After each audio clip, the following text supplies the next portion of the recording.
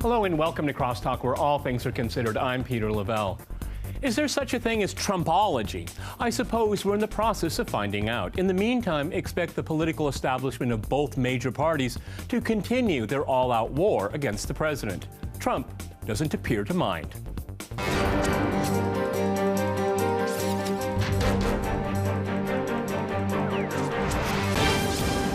To Crosstalk Trump's politics, I'm joined by my guest, Stephen Schlesinger in New York. He's a fellow with the Century Foundation and author.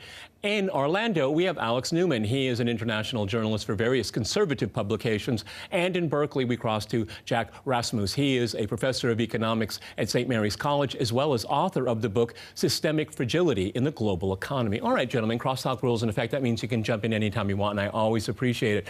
Jack, let me go to you first in Berkeley. I always go to the person that got up earliest, and you got up real early for this program. Very simple question. Is there such a thing as Trumpology or Trumpism at this stage? Go ahead. Yes, I really think there is. To understand it, I think you have to realize that the neoliberal order, which is a certain set of economic and political programs and foreign policy arrangements that was established late 70s, early 80s, that neoliberal order crashed in 2008 and 9. Yeah. And Obama hasn't been able to put it back together again. And what you've got now with Trump is an attempt to reestablish, I think, a kind of neoliberalism 2.0 and to rearrange foreign policy as well as domestic policy, but at the same time maintaining a lot of the elements of the original neoliberalism, which was big corporate investor tax cuts, free trade, and deregulation. And you see that the traditional elite programs still there, but at the same time you see in a new set of policies on the non-economic front, immigration, fighting with the press, and so forth. These are remnants, I think, of even before Reagan. This is kind of Nixonian policies, you know, the forgotten man here with Trump, but the silent majority under Nixon and fighting with the press under Nixon, and the domestic policies, police, law and order and all that, that's kind of Nixonian. And he's bringing a lot of that back in a 21st century kind of a variation. So it's a mix. It's a mix of two, and it's new. Okay, Alex, if I go to you in Orlando, I mean, a great deal of what Jack had to say I would agree with, but then why is the media so hostile to him? There, any kind of executive order, it seems, that he signs, and it brings people out on the streets here. I mean, I think he's trying to create something, maybe recreate something, but it certainly is a rejection of the status quo that we had, and I agree again with Jack all the way up to 2008. The neoliberal order, I would claim, isn't working for a lot of people in America and the world, and this is what got him into office in the first place. Go ahead, Alex. You know, I think what really defines Trump is his opposition to the establishment, and I think that's why we're seeing the media and the entire establishment on both sides of the political spectrum freaking out over what he's doing. You have the Republican elites freaking out, you have the Democrat elites and the Democrat rank and file, with the exception of maybe the union workers, also you know, in an absolute tizzy about this, and the media as well. And I think the main reason for that is that all of these represent the same establishment. You know, Jack talked about the neoliberal order. You know, a lot of these elites, they talk about building a new world order. George Soros talked about a new world order with Beijing at the helm. Henry Kissinger talks about a new world order. George Bush, Bill Clinton have all talked about this.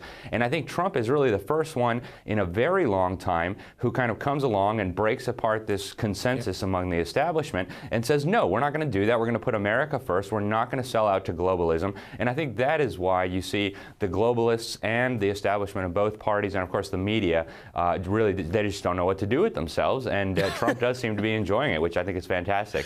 Okay, Stephen, you weigh in there. Because, again, I certainly see his criticism of the status quo and the neoliberal order. I'm not particularly clear on where he's going, okay? Just because you're against something doesn't tell you what you're for. Go ahead, Stephen. Well, I would approach it from a somewhat different angle. I think he's a nationalist first. I mean, he talks about America first. And so his idea is nationalism, which means that you know, put up trade barriers, if necessary, to protect jobs in the United States, and you see everything in terms of in foreign policy, in terms of how the U.S. profits and the others do not gain.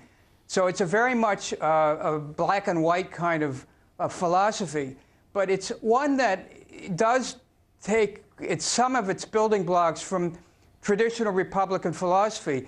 It is true that some of the Republican establishment has opposed it, but mostly the Republicans agree with him because they realize he can bring into reality a lot of the legislative initiatives they wanted forever. For example, getting rid of Obamacare and working to get rid of the Dodd-Frank financial regulations.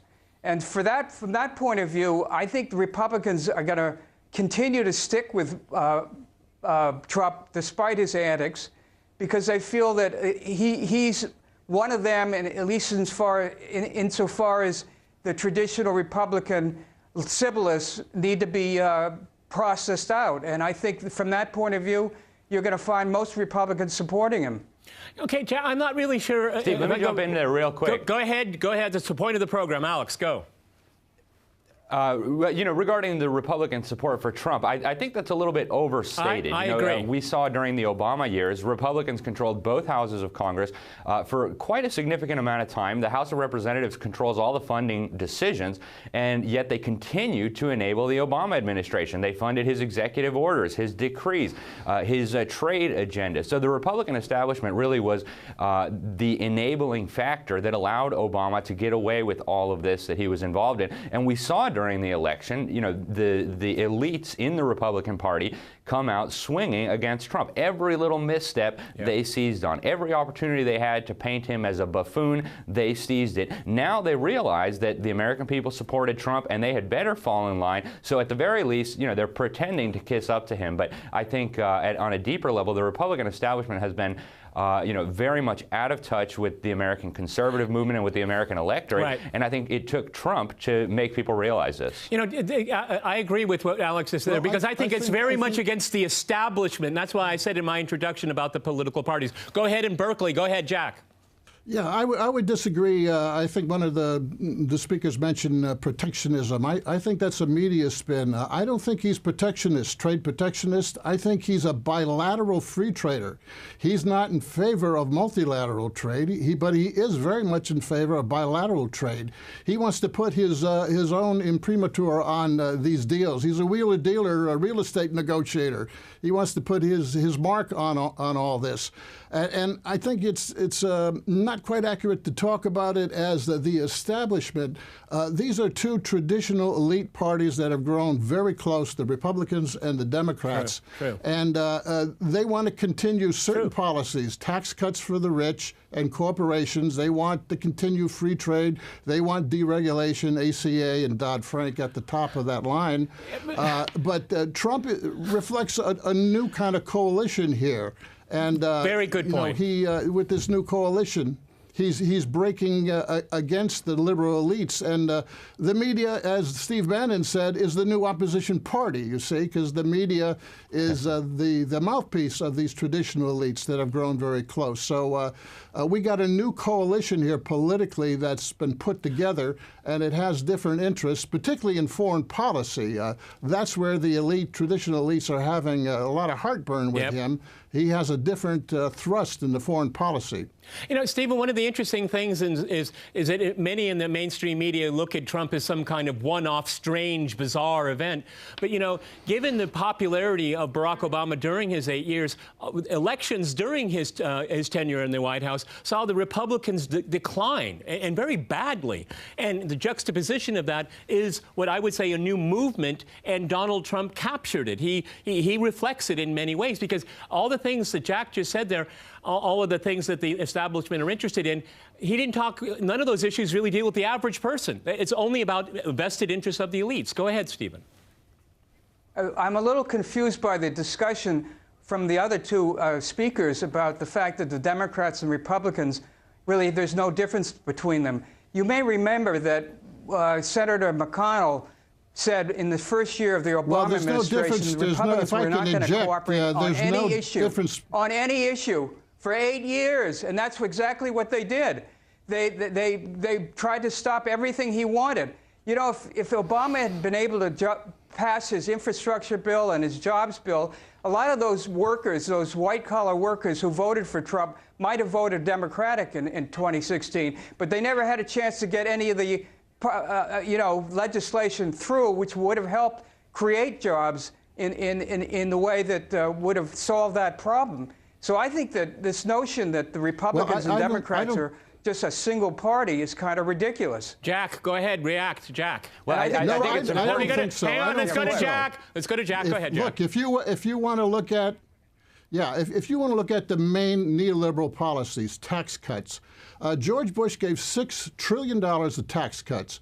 Obama has passed $6 trillion of tax cuts, and now Trump wants $10 trillion of tax cuts. Most of that is for corporations and investors. So there's really no difference between Republicans and Democrats on that. Free trade. Okay, free trade, Ronald Reagan and George W. Bush.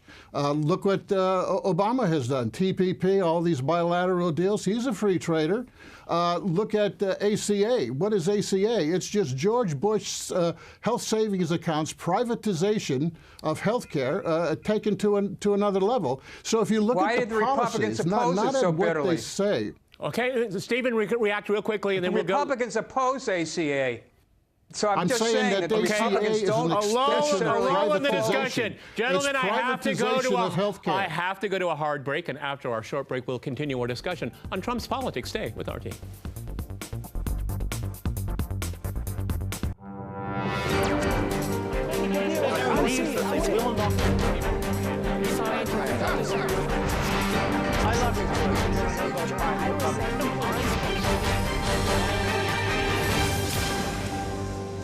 Welcome back to Crosstalk, where all things are considered. I'm Peter LaBelle. To remind you, we're discussing Trump's politics.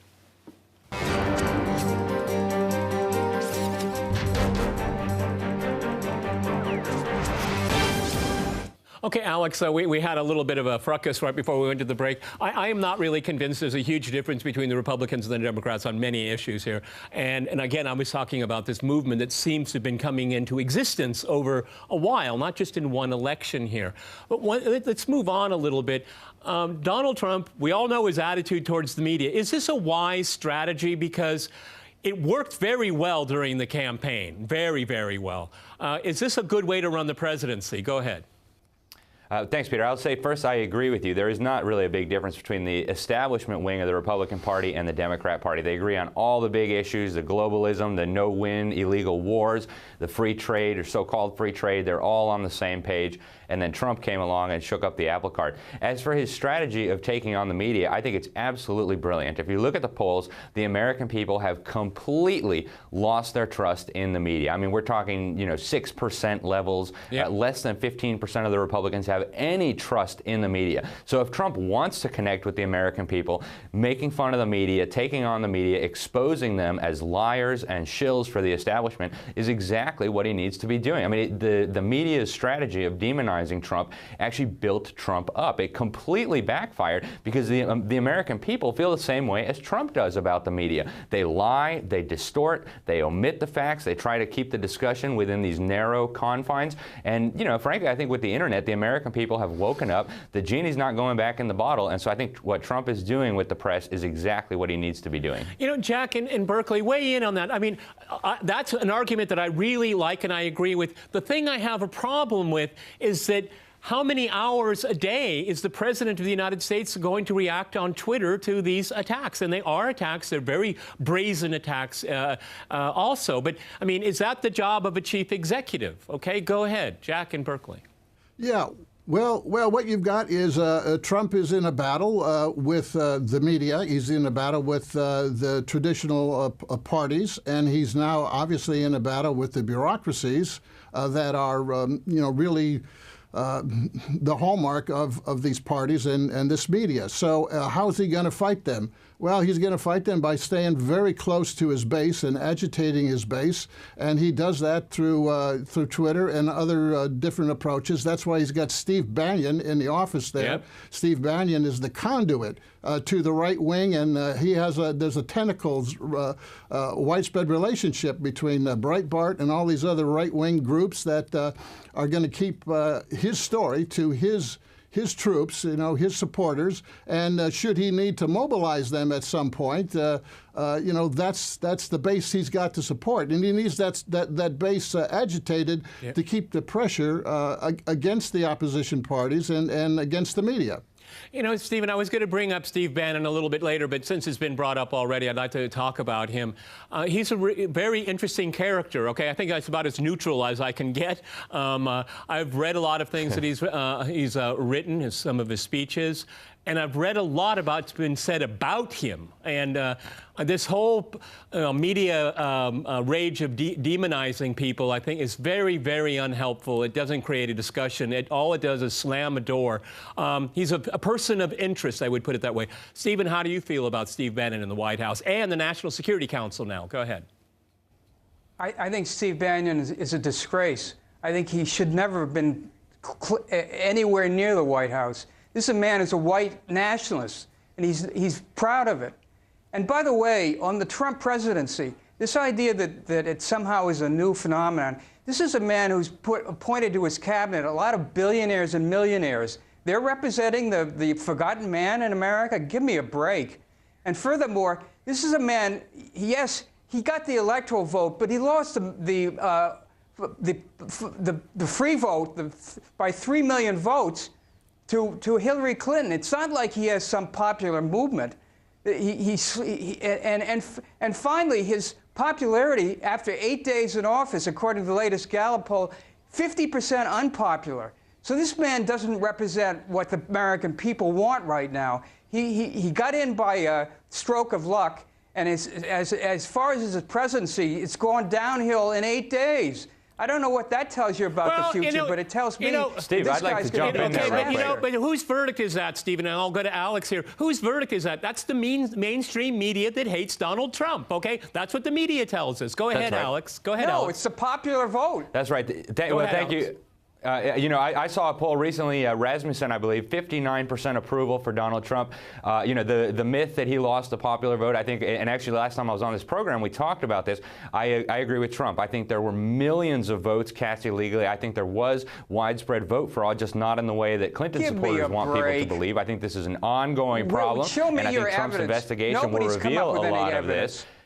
Well, there's going to be an investigation. It's going to be coming out soon, and I think there's going to be huge amounts of evidence presented showing that there has been a lot of illegal voting going on. I mean, we've known this for years that this has been going on. And finally, I think it's important to note Trump dominated the Electoral College. His election strategy in the United States, we have an Electoral College. The way you win the presidency is by winning in the Electoral College. So Trump and Steve Bannon and the people who are around him used the correct strategy to win enough electoral votes to dominate the Electoral College and to become the president. So I think, he has done very good things in the first week. Actually, this is better than anything I could have possibly expected. His supporters, a lot of people were on the fence. Is he going to do what he says he was going to do? He has done it. He has done more than he promised. And so, I think it's unfair to demonize Trump. I think to call Steve Bannon a white nationalist, I think, frankly, that's ridiculous. There's no evidence to that effect. I think that's a media-created hysteria, just like a lot of the hysteria surrounding Trump. He's proud of it. He said he was a white nationalist?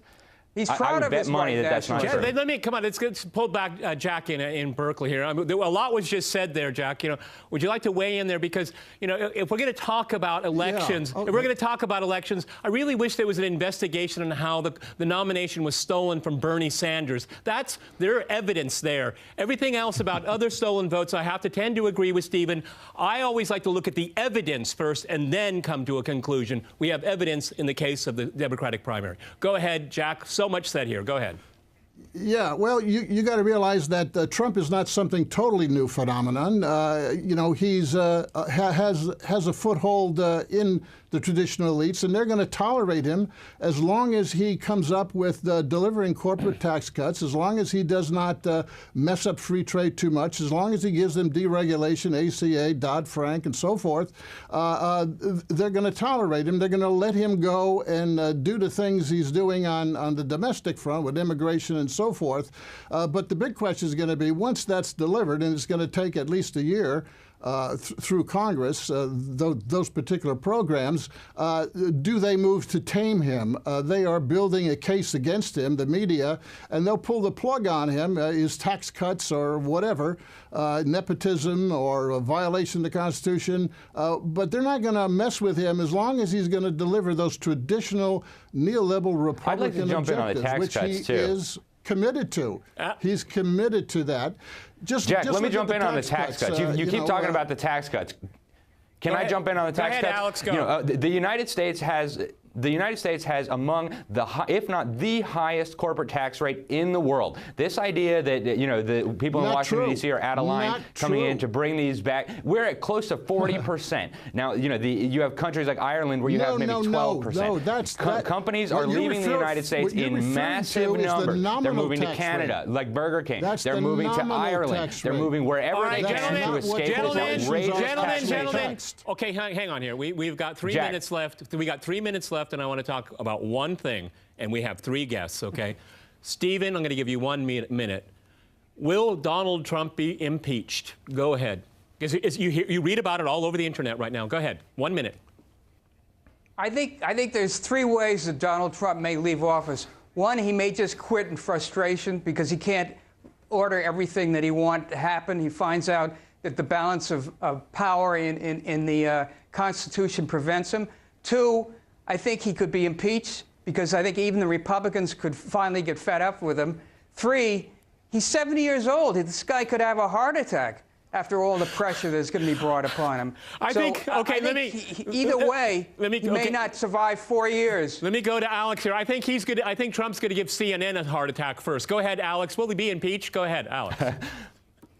I think there's a very real prospect that the Democrats and the establishment will do anything to get rid of Donald Trump. He's threatening the project they've been working on for generations, and so I think impeachment is not out of the question, but I think the American people would rise up in absolute opposition, and I think there are very real risks to his safety. So I'm really glad he's got some of his own security people around him. I think he needs to be very careful, and I think the American people are behind him, and so I think the elites, if they push this too far, I think it could turn out very badly for them. Jack, your turn. What are your thoughts on this question? Go ahead. No, I don't think there's any chance for him being impeached in the next 4 years. The Republicans want certain things, the traditional elite, from him, and it's going to take a while for that to occur. They're not going to touch him. His danger points are if he moves too fast, too hard on NATO, or if he provokes some sort of adventure with China. Military adventure with China. Then he could have trouble. But even then, people will rally around him on both of those issues. I don't see any chance of him being impeached. Okay. And the Democrats have no control at all. Okay, Alex, so will you see a two-term Trump? I think it's a very real possibility. You know, the media already tried. They threw everything at him to destroy him. It blew up in their faces. So I think it's a very real prospect if he keeps his promises, if he does what he told his base he was going to do, which he has done so far. I think there's a very real prospect of a 2-term Trump. Okay, Stephen, I got 10 seconds. What do you think? I think the demographics are in favor of the Democrats winning in 2020. Okay, gentlemen, fascinating discussion. It was very lively. Many thanks to my guests in New York, Orlando, and in Berkeley. And thanks to our viewers for watching us here at RT. See you next time. And remember, Crosstalk rules.